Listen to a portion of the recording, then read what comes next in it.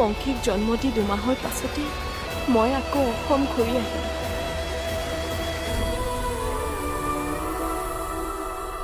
কিন্তু ছ'চাইটিৰ চিন্তা কৰি মই পংখীক আশ্ৰম এখনত থলোঁ।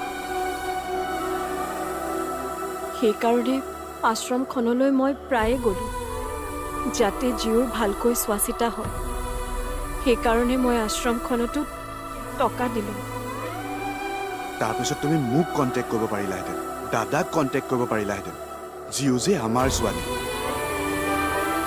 তোমাক বদনামী কৰাৰ ইচ্ছা নাছিল মোৰ। যিমান যি কষ্ট পাবলগীয়া আছিল মই নিজেই মূৰ পাতি লৈছিলোঁ। মিছা কথা! ক'ত মিছা কথা?